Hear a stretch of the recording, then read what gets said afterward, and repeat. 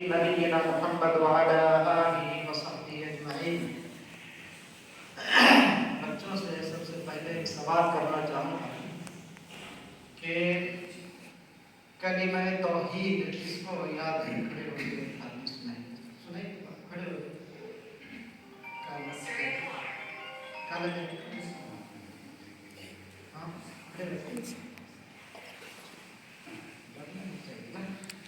کلمہ توحید کس کو کہتے ہیں؟ کلمہ طیبہ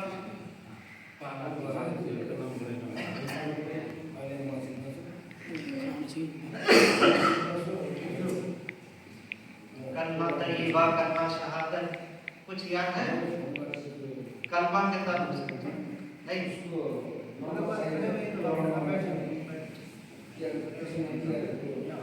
آپ سنائیے۔ کلمہ طیبہ پہلا کلمہ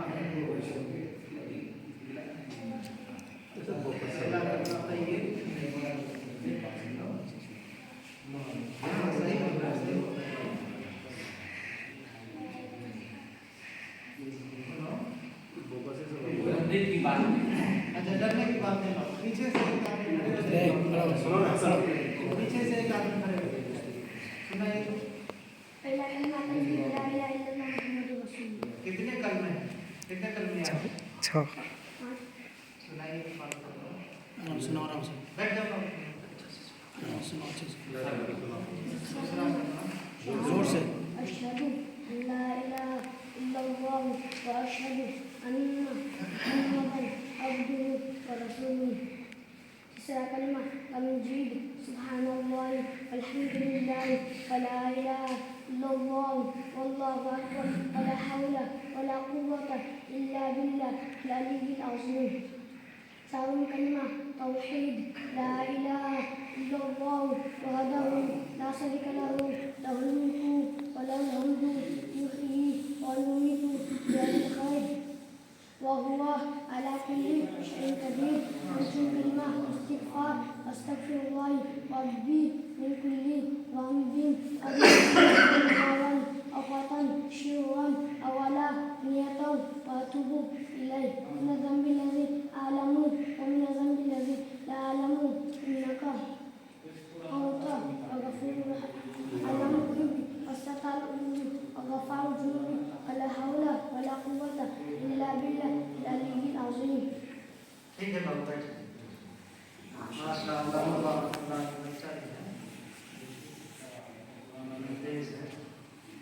تو بہرحال یہ ہے کہ ابھی ہم لوگ سمجھیں گے کہ اسلام کا کلمہ کیا ہے۔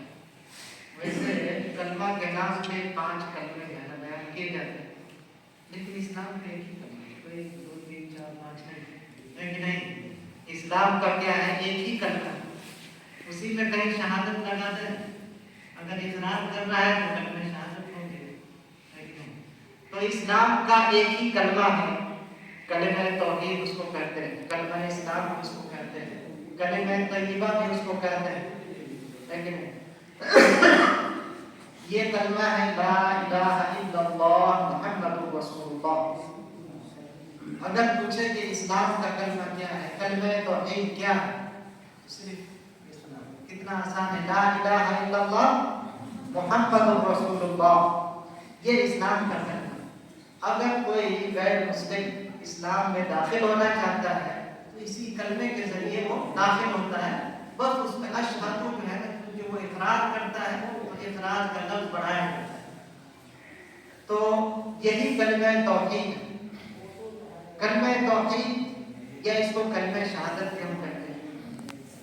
آپ دیکھیے کہ کلمہ شہادت ایک مسلمان پہ سب سے پہلا فریضہ اگر پوچھا جائے کون سا ہے، ایک غیر مسلم اگر مسلمان بنتا ہے تو سب سے پہلا کلمہ کون سا ادا کرے گا؟ یہی کلمہ توحید۔ اسی طرح ایک بچے کو سب سے پہلا جو لفظ یاد کرایا جانا چاہیے اور یہ سمجھانا چاہیے اپنے بچوں کو کہ اسلام کے اندر بہت ساری چیزیں جو فرض ہیں، واجب ہیں، جیسے ہم نماز پڑھتے ہیں فرض ہے، کلمہ کو یاد کرنا، اس کو سمجھنا، اس کا اقرار کرنا، یہ بھی فرض ہے۔ تو اسلام کا سب سے پہلا فریضہ کلمہ توحید کو اپنی زبان سے ادا کرنا، اس کو سمجھنا، اس پہ عمل کرنا ہے۔ بات سمجھ میں آ رہی ہے نہیں؟ تو کلمہ توحید، اسی لیے بچے کو سب سے پہلے کلمہ توحید کو سکھانا چاہیے، اس کا معنی مطلب کیا ہے سمجھانا چاہیے۔ مسلمانوں کا سب سے لاسٹ کلمہ بھی یہ ہونا چاہیے، سب سے آخری فریضہ جو ہے وہ کلمہ توحید ہی ہوتا ہے۔ اس لیے جب انسان کی موت ہو رہی ہوتی ہے مسلمان کی، تو کلمہ توحید کی تلقین کی جاتی ہے، لقنوا موتاکم، ہے کہ نہیں، اپنے میت کو تلقین کرو۔ تو سب سے پہلا بھی اور سب سے آخری بھی، اور یہی کلمہ توحید ہے جو شروع سے لے کر اسلام حضرت آدم سے شروع ہوا، اور کب ختم ہوا اسلام؟ سب سے لاسٹ پیغمبر کون ہے؟ سب سے آخری پیغمبر محمد صلی اللہ علیہ وسلم۔ حضرت آدم سے یہ دین شروع ہوا ہے، یعنی جب سے یہ دنیا ہوئی ہے اور حضرت آدم کو جب سے بھیجا گیا وہاں سے یہ دین شروع ہوا۔ تو اسلام سب سے پرانا مذہب ہے۔ اسلام دنیا کا سب سے پرانا مذہب کون ہے؟ اسلام ہے۔ کہاں سے شروع ہوا؟ آدم علیہ السلام سے لے کر اور آخری پیغمبر کون بنے؟ محمد صلی اللہ علیہ وسلم۔ اب یہی دین قیامت تک باقی رہے گا۔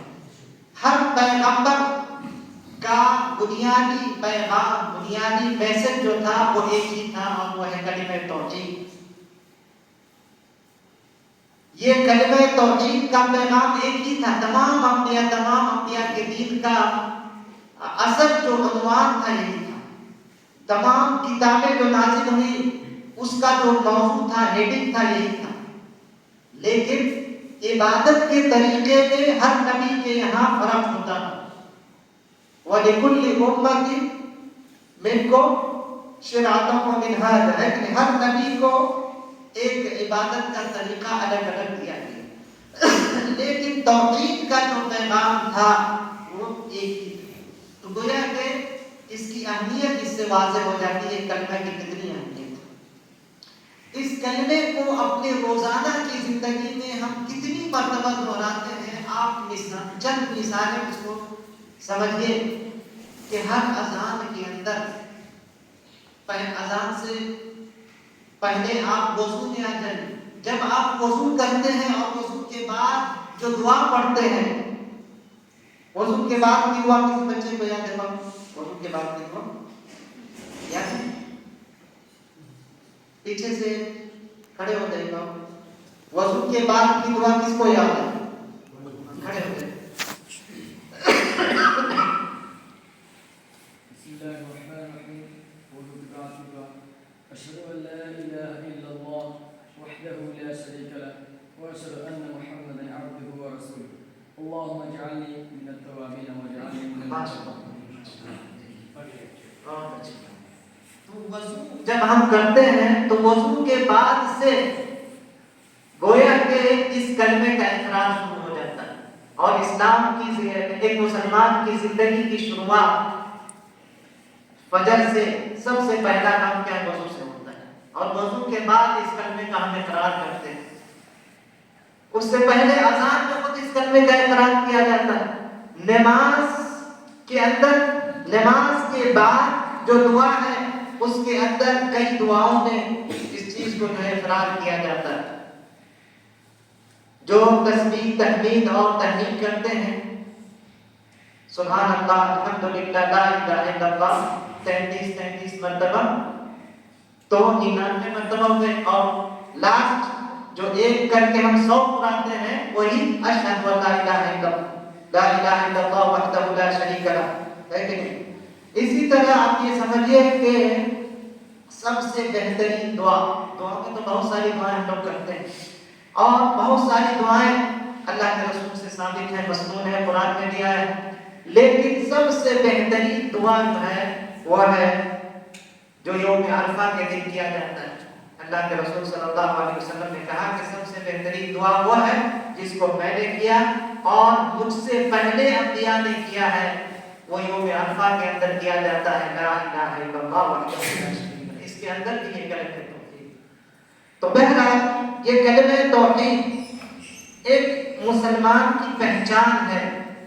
آپ نہ صرف اس کو زبان سے ادا کرتے ہیں بلکہ آپ کو اس کو عمل سے بھی دکھانا چاہیے کہ ہم کلمہ کو ماننے والے ہیں. لیکن بہت سارے لوگ ایسے ہیں جو اپنے آپ کو مسلمان کہتے ہیں، لیکن ہم دیکھیں گے کہ کیا کلمہ توحید کے واقعی معانی پر، تقاضے پر لوگ عمل کرتے ہیں؟ کتنے لوگ عمل کرتے ہیں؟ اس کو سمجھنے کی ضرورت ہے. یہ کلمہ توحید لا الہ الا اللہ محمد رسول اللہ ایک مسلمان کی پہچان ہوتی ہے. جیسے آپ کہیں جاتے ہیں کسی دکان کی پہچان ایک بورڈ سے ہوتی ہے، یہ کلمہ توحید سے ایک مسلمان کی پہچان ہوتی ہے. ٹوپی کرتے سے ہماری پہچان نہیں، لیکن ہماری پہچان کس سے ہے؟ کلمہ توحید سے. اگر ہم کہیں جائیں اور ہم لوگوں پہ یہ امپریشن ڈالتے ہیں کہ ہم توحید کو ماننے والے ہیں، تب سمجھیے کہ ہم نے اپنے اسلام کو ثابت کیا. اگر ہم نے ٹوپی پہن لیا، کرتا پہن لیا، لیکن اپنی توحید کا اظہار نہیں کیا، لوگوں کو ہم نے نہیں بتایا اپنے عمل سے، اپنی زبان سے، اپنے کردار سے، تو سمجھیے کہ ہم اسلام میں بہت پیچھے ہیں.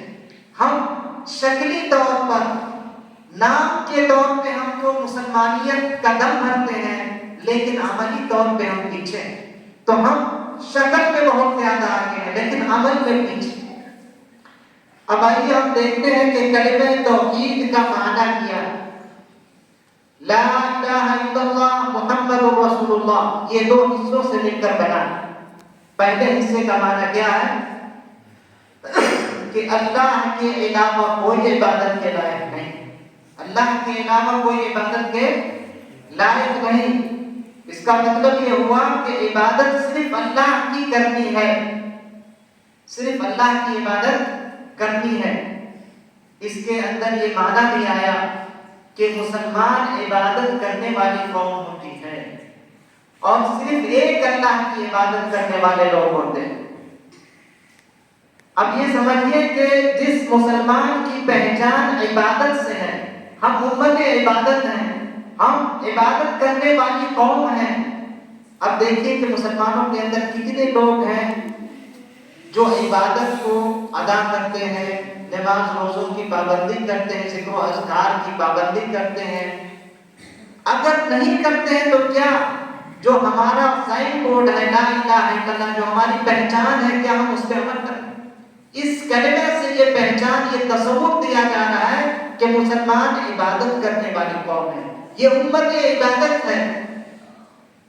اگر کوئی آدمی اپنے آپ کو مسلمان کہتا ہے لیکن عبادت نہیں کرتا، بلکہ اکثریت ایسے لوگوں کی خود کو مسلمان کہتے ہیں لیکن عبادت نہیں کریں، اور بڑے فخر سے مسلمان کہیں، کوئی بھی کام آ جائے ہم مسلمان ہیں، لیکن عبادت کرنے کے لیے کہہ دیا جائے، مسجد کے لیے کہہ دیا جائے نہیں ہے کہ نہیں، فجر کے لیے، نماز کے لیے بلا لیں تو غصہ ہو جائیں گے.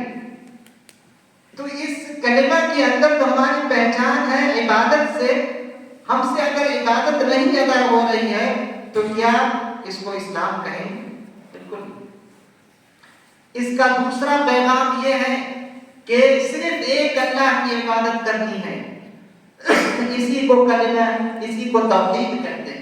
صرف ایک اللہ کی عبادت کرنا کیا ہے؟ یہ توحید ہے.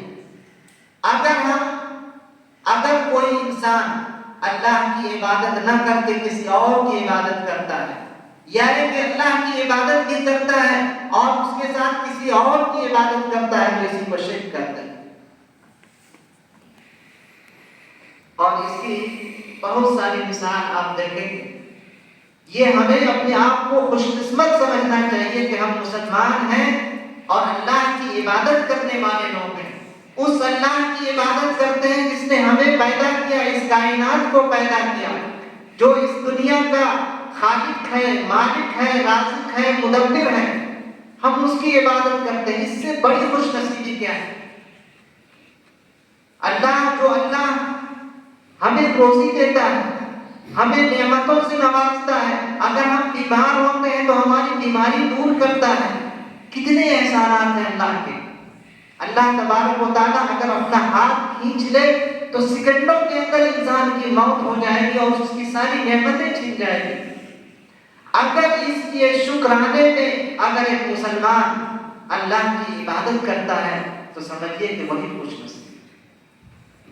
دنیا میں دیکھیے کہ بہت سارے لوگ ہیں، بڑا بڑا دماغ ہے، سائنٹسٹ ہیں، کہ نہیں، بڑے بڑے عہدے والے ہیں، ملک کو چلاتے ہیں، قوم کو چلاتے ہیں، لیکن ایک چھوٹی سی بات ان کو سمجھ میں نہیں آتی۔ جس خالق نے پیدا کیا ہے، جس مالک نے اس دنیا کو کنٹرول میں رکھا ہے، جو ہمیں رزق دیتا ہے، اس کی عبادت نہیں کرتے، جانوروں کی عبادت کرتے ہیں، کوئی پتھروں کی عبادت کر رہا ہے، کوئی اپنے سے بڑے بزرگ کی عبادت کر رہا ہے۔ کتنی بدنصیبی ہے یہ! ایک تصور کیجئے، اپنے آپ کو اس مقام میں رکھ کے تصور کیجئے کہ جو لوگ جانوروں کی عبادت کرتے ہیں، جو لوگ پہاڑوں کی عبادت کرتے ہیں، پتھروں کی عبادت کرتے ہیں، درختوں کی عبادت کرتے ہیں، اپنے جیسے انسانوں کی عبادت کرتے ہیں، یہ کتنی بڑی بدنصیبی ہے! اس سے بڑا مضحکہ، اس سے زیادہ ہنسی کی کوئی بات نہیں ہو سکتی۔ آپ دیکھیے اپنے گاؤں محلوں میں لوگ جاتے ہیں، اپنے ہاتھ سے بتوں کو بنا کر اس کی عبادت کرتے ہیں، پھر اسی کو جو ہے کہ نہیں یہ کرتے ہیں۔ دیکھ کے تعجب ہوتا ہے کہ یہ تو بچے جب چھوٹے ہوتے ہیں تو مٹیوں سے ایسے کھیلتے ہیں، کچھ چیزیں بنا لیتے ہیں، اس کو کھیل کے پھر اس کو توڑ دیا۔ یہ حال ان لوگوں کا ہے جو اپنے آپ کو اعلیٰ دماغ ہونے کا دعویٰ کرتے ہیں، ان لوگوں کا ہے جو بڑے بڑے عہدوں پہ فائز ہیں، ان لوگوں کا کام ہے جو ملکوں کو چلا رہے ہیں، لیکن اتنی چھوٹی سی بات سمجھ میں نہیں آتی۔ تو ہمیں اپنے آپ کو خوش نصیب سمجھنا چاہیے کہ ہم ایک اللہ کو ماننے والے ہیں، اس کی عبادت کرنے والے ہیں، اس سے بڑی کوئی خوش نصیبی نہیں۔ اور جو اللہ کی عبادت نہیں کرتا ہے، اس سے بڑا ناشکرا اس دنیا کے اندر کوئی نہیں۔ جو اللہ کی عبادت نہیں کرتا، اس سے بڑا ناشکرا جو ہے اللہ ہمیں نعمتوں سے نواز رہا ہے، اس کی ایک ایک نعمت کا اگر آپ حساب لگانا چاہیں تو نہیں لگا سکتے۔ اللہ کی ایک ایک نعمت کا اپنے اندر اگر غور کرے انسان، ہوا سے لے کر، پانی سے لے کر، ہے کہ نہیں، ان ساری نعمتوں کو دینے والے کا اگر ہم شکریہ ادا نہ کریں، اس کا احسان نہ مانیں، اس کی عبادت نہ کریں، تو یہ کتنی بڑی بد اخلاقی ہے۔ تو میرے بھائیوں، توحید کو ماننا، صرف ایک اللہ کی عبادت کرنا ایک انسان پر سب سے بڑا فریضہ ہے، اور اس کو نہ ماننے والا، اس پہ عمل نہ کرنے والا اس دنیا کا سب سے بڑا بدنصیب، سب سے بڑا ناشکرا، سب سے بڑا احسان فراموش انسان ہوتا ہے، اور یہ سب سے بڑا جرم۔ اسی لیے اللہ نے کہا ان الشرک لظلم عظیم، کہ شرک سب سے بڑا ظلم ہے۔ اور شرک یہ ہے کہ آپ اللہ کی توحید کو نہ مانیں، اللہ کی عبادت نہ کریں، کسی اور کی عبادت کریں، یا اپنے آپ کو دین سے الگ کریں۔ یہی کفر اور شرک دنیا کا سب سے بڑا جرم۔ اگر کوئی آدمی کفر و شرک نہیں کرتا ہے، اللہ کی عبادت کرتا ہے، اللہ کا احسان مانتا ہے، اس سے دنیا کا جتنا بڑا بھی جرم ہو جائے۔ آپ یہ تصور کریں کہ ہمارے سماج میں کہا جاتا ہے کہ اگر کوئی مرڈر کر دیا تو بہت بڑا جرم، اگر کسی نے بدکاری کر دی تو بہت بڑا جرم ہم سمجھتے ہیں، اگر کسی نے ڈکیتی کر دی تو بہت بڑا جرم ہے، اگر کسی نے چوری کر لیا تو بہت بڑا جرم ہم سمجھتے ہیں۔ لیکن میرے بھائیو، اللہ کے نزدیک یہ پیمان نہیں، اللہ کے نزدیک یہ تصور نہیں ہے۔ اللہ جو تصور ہمیں دیتا ہے وہ یہ ہے کہ اس دنیا کا سب سے بڑی نیکی جو ہے وہ توحید کو ماننا ہے، توحید پہ عمل کرنا ہے، اور دنیا کا سب سے بڑا جرم کیا ہے؟ اللہ کے ساتھ شرک کرنا ہے، اس کی نافرمانی کرنا، یہ دنیا کا سب سے بڑا جرم۔ اس کو ہمیں سمجھنا ہے کہ کتنا بڑا جرم۔ تو بہرحال پہلا جو پیغام اس کلمے کے اندر دیا وہ ہے کہ مسلمان کی حکومت عبادت سے مسلمانوں کی پہچان ہے۔ اسی طرح اس کا دوسرا پیغام یہ ہے کہ ایک اللہ کی عبادت کرنا، اور یہی توحید کہلاتا ہے۔ اور اس کے بالمقابل اگر کوئی توحید پہ عمل نہ کرے تو وہ شرک ہے، کفر ہے۔ اس کا دوسرا پیغام یہ ہے کہ لا الہ الا اللہ، صرف ایک اللہ کی عبادت کرنا۔ عبادت کا جو تصور ہے ہمارے یہاں وہ صرف مسجدوں تک محدود نہیں۔ جو دوسرے ادیان ہیں، جو دوسرے دھرم ہیں، مذاہب ہیں، ان کے یہاں کیا ہوتا ہے کہ ایک آدمی جب عبادت خانے میں جاتا ہے تو وہاں پہ عبادت کر کے نکل جاتا ہے، پھر اس کے بعد آزاد ہو جاتا ہے۔ اس کو کسی چیز کی پھر کوئی ضرورت نہیں رہتی، وہ بالکل آزاد، حرام و حلال سے آزاد، ہر چیز سے آزاد، ہر پابندی سے آزاد ہو جاتا ہے۔ لیکن ہمارے یہاں اسلام کے اندر اس عبادت کا تصور صرف مسجد تک محدود نہیں۔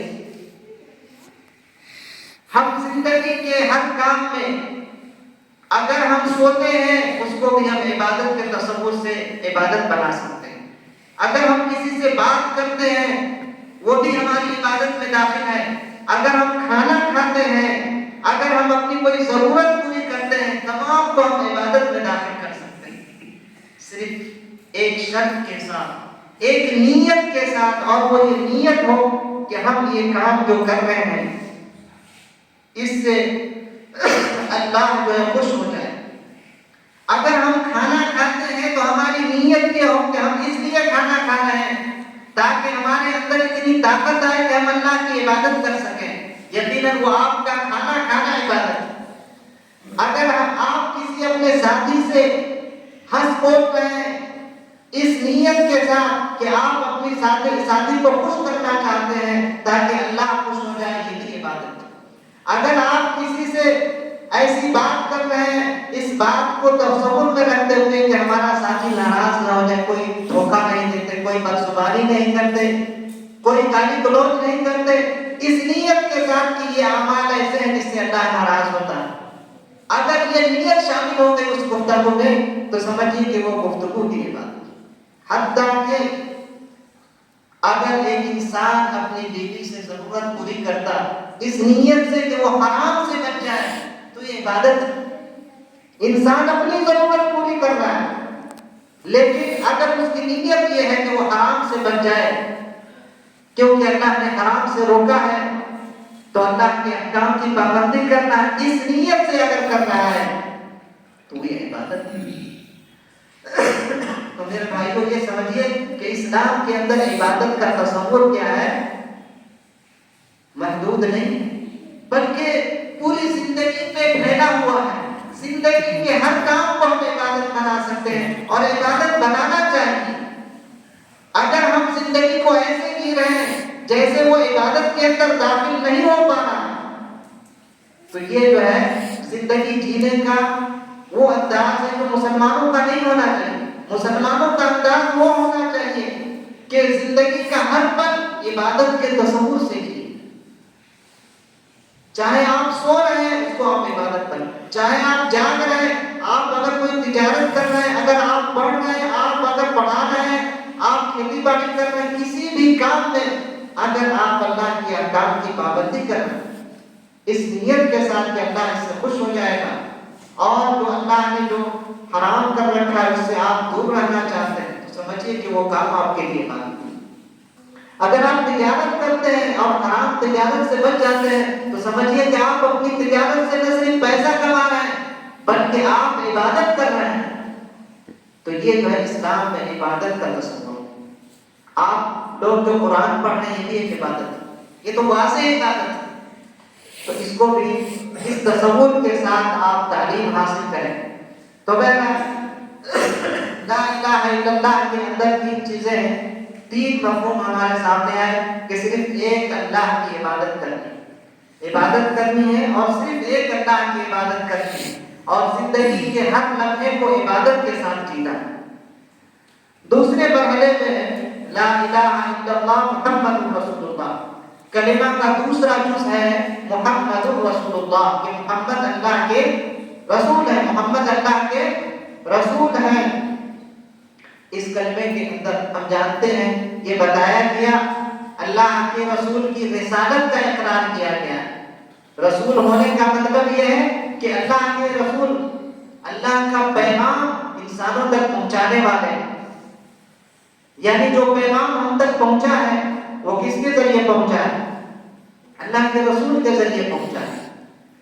اس کلمے کے اندر دونوں حصے کو اگر ملا کر ہم دیکھتے ہیں تو یہ سمجھ میں آتا ہے کہ عبادت کرنی ہے، اور کس کے طریقے پہ عبادت کرنی ہے؟ رسول کے طریقے پہ عبادت کرنی ہے۔ ہمیں عبادت تو کرنی ہے لیکن کس کے طریقے پہ؟ رسول کے طریقے پہ عبادت کرنی ہے۔ اب اس کو ایک مثال سے آپ یہ سمجھیے کہ ابھی ہم لوگ عشاء کی نماز پڑھیں گے، 4 رکعت نماز پڑھیں گے، کوئی کہے کہ نہیں آج جو ہے بہت زیادہ ٹائم ہو گیا، 2 ہی رکعت میں نمٹا لیتے ہیں، صحیح ہوگا؟ نہیں ہوگا، کیونکہ سنت کے خلاف ہو گیا نا۔ اگر کوئی کہے کہ نہیں آج تو کوئی کام نہیں ہے، آج 4 کے بجائے ہم 6 پڑھیں گے، کیا صحیح ہوگا؟ بالکل صحیح نہیں ہوگا۔ اگر کوئی زیادہ کر رہا ہے، ثواب کی نیت سے کر رہا ہے، وہ چاہ رہا ہے کہ اللہ جو ہے اس پہ ثواب دے اس کو، لیکن کیا اس کا یہ عمل مقبول ہوگا؟ نہیں ہوگا۔ بہت سارا ایسا کام ہے جو سنت کے مطابق نہیں ہے لیکن لوگ اس کو چھوڑنے کے لیے راضی ہیں۔ آپ یہ سمجھیے کہ ایک مسلمان سجدہ کس کو کرتا ہے؟ صرف ایک اللہ کی سجدہ کرتا ہے، لیکن اگر کوئی انسان کو سجدہ کرے، اگر کوئی غیر مسلم کرتا ہے تو اس کو کہتے ہیں کہ یہ شرک ہے۔ لیکن بہت سارے ایسے مسلمان ہیں جو اپنے جیسے انسانوں کو سجدہ کر رہے ہیں، قبروں پہ سجدہ کر رہے ہیں، لیکن کوئی اس کو شرک سمجھنے کے لیے تیار نہیں۔ ایسے لوگ ہیں کہ نہیں ہیں؟ لیکن بات تو سیم ہے۔ ایک مثال کے ساتھ اس کو ختم کرتے ہیں کہ جیسے ایک واضح چیز ہے کہ نماز کے بعد ہم لوگ جو ہے نماز ختم ہونے کے بعد بہت ساری جگہوں پہ یہ عادت ہے کہ اجتماعی دعا کرتے ہیں۔ دعا کرنا کیا ہے؟ عبادتوں میں بہت اعلیٰ قسم کی عبادت ہے، بلکہ عبادت کا مقصد کہا گیا ہے۔ دعا کی بہت ساری فضیلتیں آئی ہیں، لیکن جو شکل ہم نے اختیار کر رکھا ہے بعض لوگوں نے کہ نماز کے فوراً بعد جمع ہو کر سارے لوگ امام کے پیچھے جو دعا کرتے ہیں، کیا سنت سے یہ چیز ثابت ہے؟ کیا رسول کے زمانے میں اس طرح کی شکل پائی جاتی؟ نہیں پائی جاتی۔ تو کیا یہ عمل صحیح ہوگا؟ اگر ہم نماز کی مثال دیں تو کہیں گے کہ نہیں صحیح نہیں ہوگا۔ اگر یہ دعا کی مثال دیں تو بہت سارے لوگ ناراض ہو جاتے ہیں۔ ناراض ہونے کی کون سی بات ہے اس میں؟ جب یہ ثابت ہی نہیں ہے تو اس کو ہم کیوں ڈھو رہے ہیں؟ ایک مثال ہے، زندگی کے بہت سارے ایسے معاملات ہیں جس میں سنت کے طریقے پہ ہم کام نہیں کرتے ہیں لیکن اس کو اچھا سمجھتے ہیں، حالانکہ اس کی وجہ سے علماء کرام نے لکھا ہے کہ جہاں پہ ایک سنت ضائع ہو جاتی ہے، ایک بدعت آتی ہے، تو وہاں پہ کئی ساری بدعتیں آ جاتی ہیں اور کئی سارے ایسے کام ہو جاتے ہیں جس سے کئی ساری سنتیں ختم ہو جاتی ہیں۔ آپ یہ سمجھیے کہ نماز کے بعد جتنے ذکر و اذکار مسنون ہیں، اس طرح کی دعا کی وجہ سے وہ ذکر و اذکار نہیں ہو پاتے۔ جو رسول سے ثابت ہے جو اذکار، اس اذکار کو لوگ نہیں کر پاتے، اسی دعا میں وہ وقت کیا ہے ختم ہو جاتا ہے۔ تو بہرحال اس چیز کو سمجھنے کی ضرورت ہے کہ جو چیز سنت سے ثابت ہو اسی پہ ہم عمل کریں، تو اور جو سنت کے خلاف ہے اسی کو کیا ہے بدعت کہا جاتا ہے۔ جو سنت سے ثابت نہ ہو اس کو کیا ہے بدعت کہا جاتا ہے۔ تو اس چیز کو دھیان میں رکھیں اور یہ اپنے آپ کو جائزہ، ہر آدمی اپنا جائزہ لے کہ کیا ہم لا الہ الا اللہ محمد رسول اللہ کو سمجھتے ہیں، اس پہ عمل کرتے ہیں، اس پہ پورا اتر رہے ہیں کہ نہیں اتر رہے ہیں۔ اگر کہیں کبھی کوتاہی ہے تو ہر آدمی اپنا جائزہ لے، ایک انصاف کے ساتھ اپنا جائزہ لے۔ ہر آدمی چاہے وہ اپنے آپ کو کچھ بھی کہہ لے، کسی بھی نام سے پکار لے، لیکن جائزہ لے، تنہائی میں جائزہ لے، قرآن و سنت کو سامنے رکھ کے جائزہ لے۔ اللہ تبارک و تعالیٰ سے دعا ہے کہ اللہ تبارک و تعالیٰ ہم سب کو صحیح اسلام پر چلنے کی توفیق عطا فرمائے۔ اللہ تبارک و تعالیٰ ہم سب کو توحید والا بنائے، موحد بنائے، ہم سب کو بدعت سے، شرک سے دور کر دے۔ وآخر دعوانا